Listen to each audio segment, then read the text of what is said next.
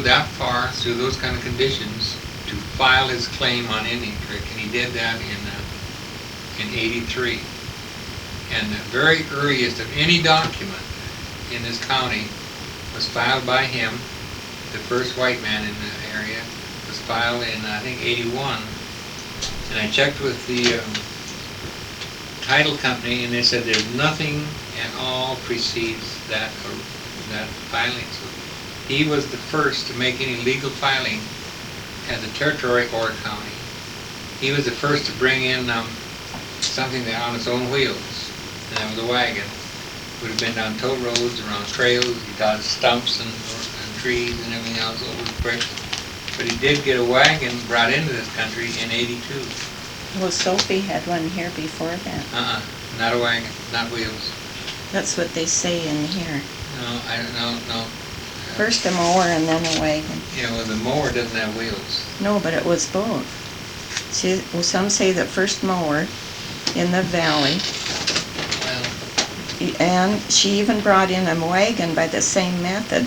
When some of the men asked her how she ever got a wagon box to the plains. What year was that?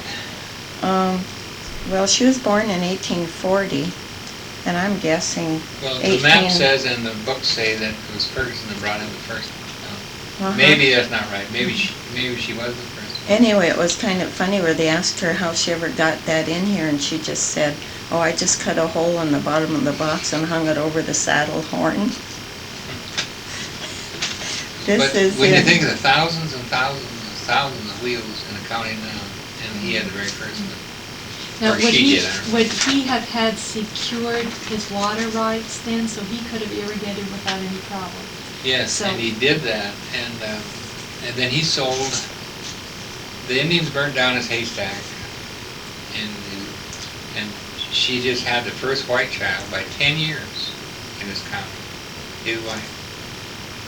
And every time she looked out her cabin window, she would see Indians. The first white baby was born on the 69. Okay, that's what I'm saying. Ferguson. That's where it was. And it was a little girl. And the little girl grew up to know Indian language and loved her little Indian friends. And after they had left here, the little girl fussed to be brought back to see her friends. And those friends would have been in the village. And they also started a trading store where people could buy salt, sugar, coffee, tobacco. And he gave the description of his land from out the northwest corner of his store. And then he described it from there. So you can imagine what they had to go with. You know, nowadays you describe it by everything else legal, you know. But then there wasn't anything legal. In fact, part of the land over there, if it had been settled any later, it would have been some state section in there, because the state gives what, section 17 and 32 or something like that. But the homestead thing opened up, and so they got a part of it before the state got it. Then that's a kind of another story. It worked out good for that property, although the state got the rest of it. But that didn't help you in That was the securing your... The school section thing, you know. But that didn't help you in securing your own water rights for irrigating. That's a long story. I don't think you want to hear that. Oh, okay. I understand. I'll tell you, a little bit later. But well, she got so frightened when the Indians were provoked with the white man, and they had reasons. But she took a one-eyed Indian friend, and they saddled up horses, and they rode out of here. And her husband was off prospecting or something, someplace else. He wasn't right there at the time they brought the stack down. And she wanted to get far enough away she didn't even stop at Kalispell. That was a little bit youngling too. She went clear to Missoula. She wanted to get away from the danger of the Indian problem. Because if they burnt the stack down, then that would mean were serious. So that's the reason I got interested, was mainly over water rights and those early day people. And there were some very interesting owners that followed the Ferguson. They finally had to sell within 2 or 3 years, some such matter, after their initial putting the 69 ranch in together, and the Ramsdales bought it from them. And they were very interesting people, and they, the whole community kind of centered around the 69 ranch. And they had a set of corrals, so people would come with their cattle from off the open ranges, wherever, and they'd corral their cattle up there, sort them out, and different owners would take their cattle their own ways home. But they had the facilities to look after. And of course, they had no way of selling their cattle hardly without, they had no water travel. And in '93, when the railroad changed a lot of that. And the town of Tobacco, which is right there in the 69, then it moved down to become Eureka.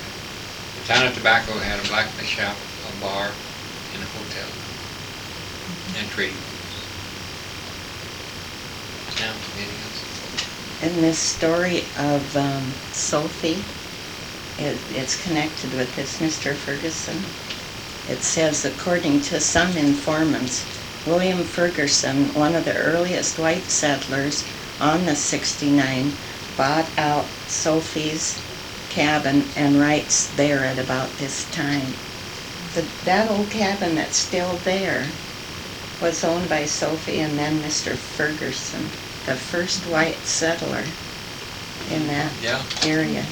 Now they said that Catherine Gravel's grandfather, Grandpa Gravel, I guess, had the first plow that he brought up From I guess it was Missoula, I'm not sure. And well, it might have been from St. Ignatius. Ignatius, yeah, I think it was. I think that was right. And then the white people wanted the Indians to become more self-supporting and not be so dependent on everything else. They gave him some heifers and a bull to go up and start raising a herd of cattle. And he would have had to have been gardening and raising food and plowing and making hay to winter feed for the cattle. And he, I imagine, milk cows and everything else. I mean, when you want to feed that many people, you've got to raise food. I understand from Clara Fuchs that one time they took Grandma Gravel out along the Indian Creek Road, trying to find where she remembered her grandfather leaving the first plow. You don't have any idea where that might be. I would say I could make a really good guess, and that would very likely be on the 18 acres that are right along the spring. That would be an ideal place. Or you follow the creek and the spring runs into the creek and it goes down, and all of a sudden it goes south, all down along that long field. And that was ideal place. Now they burnt brush and cleared land and expanded the acreages, and it would have been so simple to just plug up the creek and let it overflow at first before they put in major ditches and carry the water way out. See? Later we were taking water way out, like a half a mile. But at first I'm certain they started that small and raised their corn and their beans and peas and things that they could eat, and then their hay and their pasture. But they were getting to where they had to have hay, because the cattle were getting to be so many of them that the grass was being eaten up. So the winter feed wasn't there on the ground for them. So they had to start raising hay, and that hay basically in those days was timothy and some clover, and that takes water. Timothy does not grow in a dry land basis. It has to have pretty high moisture land or irrigation. So you think, I'm just going to repeat, you think that plow might be, if it's still around, on the 18 acres where the spring runs into the creek?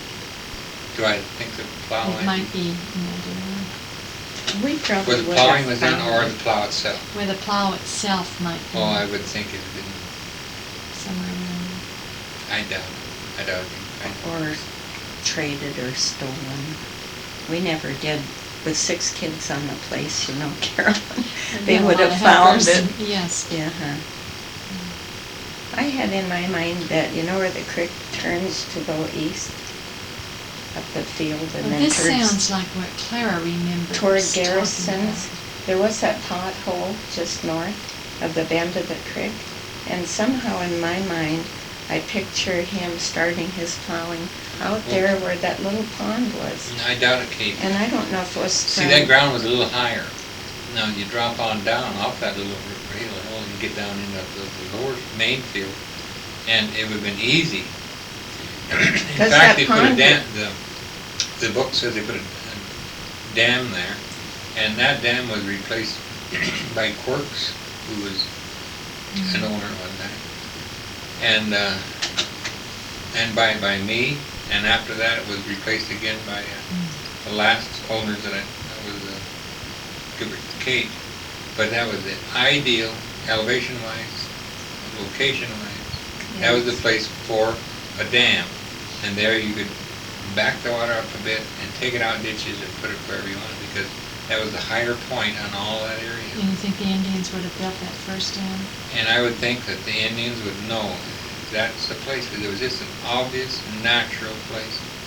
And you're hidden by trees in there and But little hills. it's just a perfect setting for the dam, and then you can put it down and run it wherever you want with a ditch system eventually as they develop.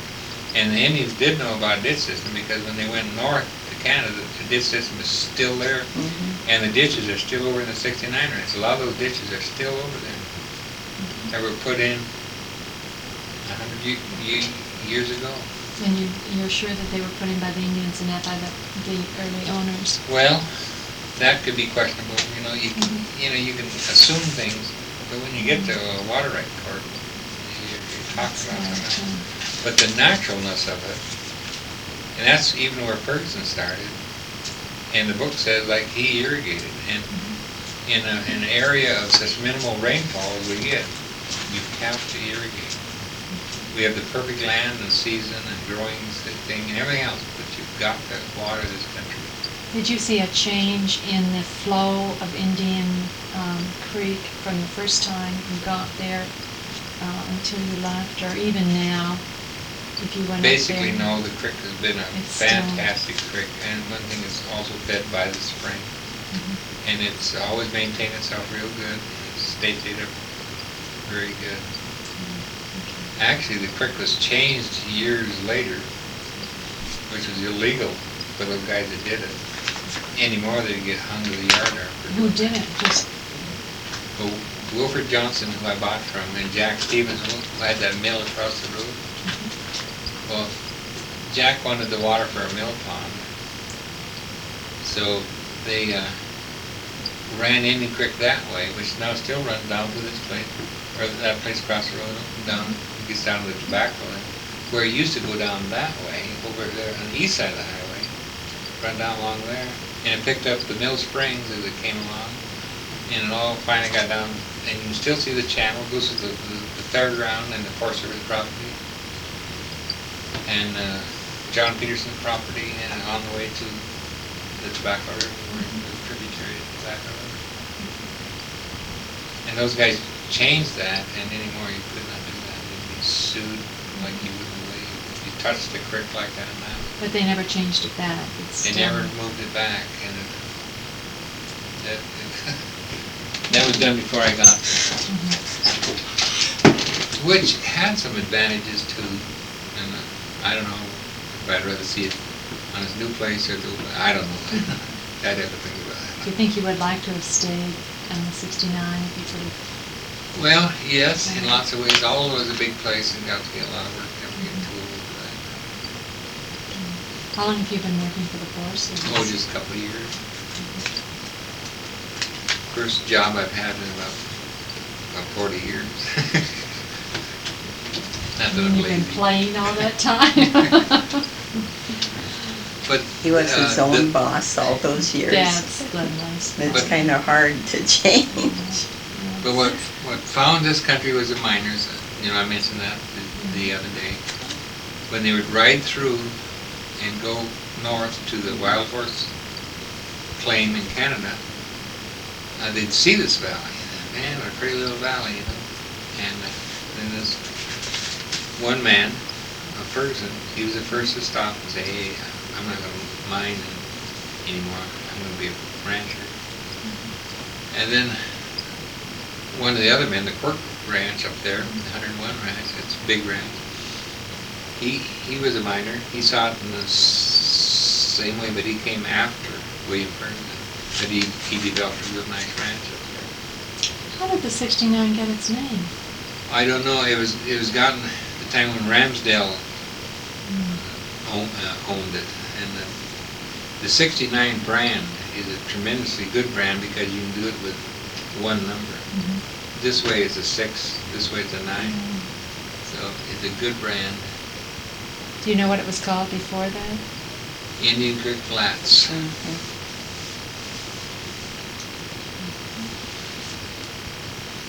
In all of your reading and in all of the people you talk to, have you ever heard much about the last Sundance? Not a lot, no, not a lot. No, not an awful lot. The later period, like I mentioned for the Indian in this valley, it kind of had a lackluster to it, People like to think of the Indians as warriors and whatnot. The Kootenai were gentle people. They weren't particular warring type people like the Blackfoot were more on the warring side. They cut your head off, from what I understand. But these people were gentler and quite easy to get along with. And it's true that white man always took advantage of them, It's kind of his story. And then they kind of left our valley and went into the reservation up there. And even yet, I think they are citizens on either side of the line. In fact, at the line, I don't think that the Border Patrol can really stop. They say, well, we want to go. Okay. Well, they have what they call the Moccasin Trail. Yeah, and then they could come either way, and they're home either side of the line, which I think is decent. This country does have a lot of interesting things, like during the Prohibition days, where Canada would bring down, those people would bring down whiskey down up here along the backcountry trails. Then the American guys would pick it up there, and it was a hopscotch game because we're just so few miles from Canada. And when they were allowed to have their whiskey and sell it across the line to these guys, it was illegal, of course. And then a lot of these creeks, a lot of these different areas, all had a still up these creeks, like in Pinkham Creek area. Up many of the little creeks, these guys would go up and they'd have a still and they'd make up their mash and make whiskey. On your property, I've talked to you so much about Indian sites and maybe some of the old buildings. Do you know of any like can dumps? I like what? Can dumps or old bottle dumps, maybe for the old hotel and any of the old tobacco town dumps? They would be there, but they'd be a little hard to find. I put a pipe rack, irrigation pipe rack right on top of I remember the hotel footings. one time we got a hold of a mineral detector, and we went over there, followed that horse and buggy road, and that's about how wide it was, and right to the foundation where that old hotel was. So we put this thing and moving around it. All of a sudden it began to sparkle. So we dug some and we did find some old dishes. that they must have used right there at the hotel. They were broken. But it was kind of neat. Because you figure if a whole town was there, there must be under the ground Oh, All kinds just of a things. bunch of old I know. neat stuff. You want to go over there? you can see much, I mean, I don't think you want to do Where's that. that? Sit on it. Was Let he me- the let me second just ask buyer, you. From Ferguson and then Bowman? Well, this Bowman, and he had, his wife was Was it Indian. V or B? Beal. B? Yeah. And he had some property there on the 69 flat, which was bought later. But he was a very interesting frontiersman. And he left here and went over into the glacier area, Glacier Park area, and Bowman Lake over there is named after him. And then there was another man that had a farm, McDonald, right over here, just on the bench above Fort Brinton. And he also went over, and McDonald Lake is called after him. This reminds me of another question. Was 69 Ranch always the size that it was when you bought it, or how did it get No, to it the grew original over the size? years, and we grew it. You added to it? And when the first one had it, about how many acres do you think he would have His first had? claim was 160 Ferguson. acres. 160. And his corner post was the trading store. And then how big is it, what size is it now? When we had it, we were right on the 2,000 acres of the land that we had. And did that go all the way up to the Canadian border, or was it No. just? Most of it actually was east of the highway in that large area over there, pasture area. And the Nature's Conservancy had bought quite a lot of that to protect the shark tail. But the better part of it is east of the highway, where the creek and the better land. And then it backs right up on the mountains, and then that would be It goes back up on forest the land, foothills, National Forest Yeah. land, the Kootenai. and hooks on also with other neighbors. If I wanted to look for the shark-tail grouse, do you have a favorite spot? There's only one place where the Nature's Well, Conservancy if you- is. If you go up on the the- road there, on the property, and yeah. you know where that little turnoff is, it goes into their Yes. little fence deal, and they have a sign up on it. You just take off and walk from there and go north. Probably get up on the bench, wouldn't you think? Well, the place you turn is right past the county gravel pit. As compared to close to the county road, I'd go east and up this little bench, or maybe wherever the grass is a little thicker, don't you think? Well, you just take off walking. Or bushes or whatever. Did they secure the land from you, the Nature No, they bought it Conservancy? from, actually, the man we Travelers. sold it to was losing it, and they bought it from Travelers Insurance. the insurance company that held the mortgage, and they wanted to please Nature's Conservancy, so they sold it. They brought in grouse. And they shipped Oh, some grouse spring. in from Canada. From Canada. Oh, they did. They planted 16 this spring. So we're not sure. Had it been so depleted that? Yeah. Well, we remember when we first got over there, they were everywhere. They were just coveys of them. And they're different from the Franklin grouse. Or They fly higher, Or faster, and longer distances. And they're good to eat. And they're whiter feathered. They more resemble a sage hen, don't they? No, I don't know. Not a rough grouse I don't as know. much. Well, They're- had you allowed hunting on your place? Very little. And we always protected our place real carefully from we didn't care if people wanted to go up there in the spring and fly kites in the open hills away from the power lines and all that. But we didn't want anybody to go up there in vehicles and spin on the hills and make the erosion. But we weren't selfish with it. They want to go out and have a picnic, great, or do something like that. But to drive out on it and make it tracks because we didn't. Oh, yeah. And we let people come in, archaeologists, you know, from the. Yeah, anybody want to be considerate, thoughtful, The and reasonable, we university. will go right along with it. But if they were, and a lot of times they want to go over on motorbikes and spin out on the hills, or in the wintertime with snowmobiles. Well, where a snowmobile travels, for instance, if it's over a field and they pack that track, then that can kill alfalfa. On a good field, you don't even let your cattle on a good alfalfa field. You feed them in somewhere else on a designated field. So you have to be careful with, and we had some state lease with it, and we protected our state lease just like it was our own. And now they're letting, the big cry is, the public gets to use it. So where the ranch owner and the leaser,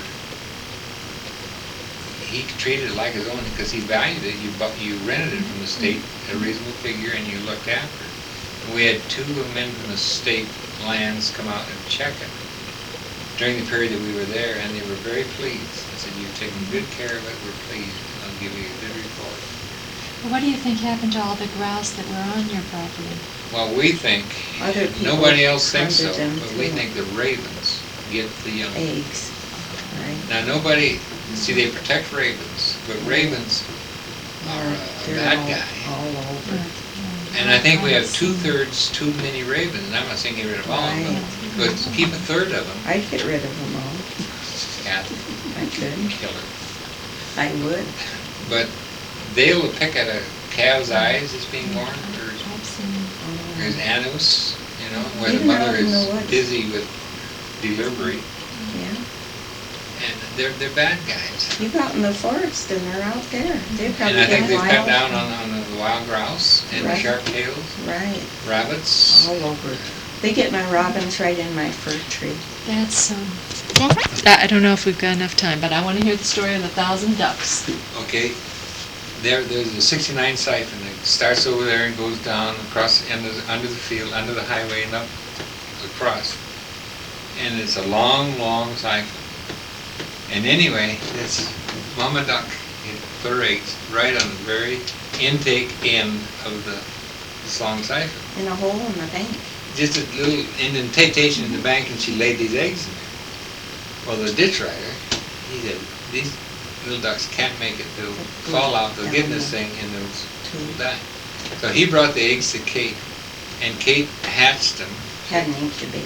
She had an incubator, and she hatched them, started them out in the bathtub, Oh, it was fun. and these little ducks, Well, if I'd put them out in we the... couldn't take a bath for weeks. No. If I'd put them in the pond, my geese would have drowned them, see, Yeah. so I had to wait till they were half grown. So anyway, then they grew and grew, and she kept feeding them and looking after them. And then the big day came, and we'd let them out on the lawn. She had a big screen thing, and they'd pick grass, and she'd feed them. And we'd move this cage over, and then they have fresh grass and all this and all that. But I brought them in at night. Oh, Well, the coyotes might have gotten them. But then they got a little bit big, and then we took them to the pond, and there they'd right at home, you know. And then she'd go out with her feed, Hand feed them. and there might be 10, 15 ducks out there, mallards, and she'd just go out there, and here's her pets who come zipping over her. She'd Yeah. feed them, then pretty quick the other ducks came zipping over, and then Yeah. these ducks brought in more ducks, Right. and we had so many ducks. We had 200 that first fall. And Oh, we- we had more than that. And, well, the first time, and each year it doubled, so we thought maybe our ducks will fly away, but they didn't. They stayed all winter.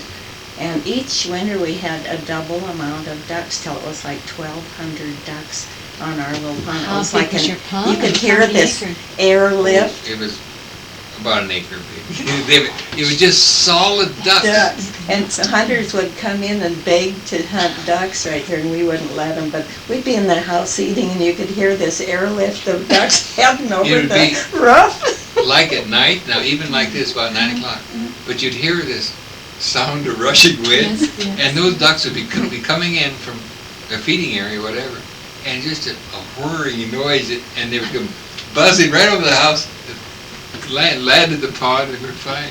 And Dick had these big hay loaves, and some had grain in them. So it wasn't too long, the ducks noticed that, and they'd land on top of the hay loaf and Look get like what they maggots up wanted. there. And in the winter Because I've time, seen them in fields. in the winter time, it wouldn't matter how high the snow was, they could still feed at any level. So they were And all these stacks look like mushrooms, see? And people would come in from the highway and say, "You've got the funniest looking hay loaves that we've ever seen." In one winter or early spring, one tipped over, and Yeah, the they next ate day it there out. were like 4 dead ducks under And this caught some ducks. loaf. And one other time, right near the pond, remember, we had a duck on top of the loaf, and before I could do anything about it, an eagle came out of the cottonwood tree and flew in there and picked that duck up, and off he went. So we had bald eagles there after the ducks, and hunters after the ducks, and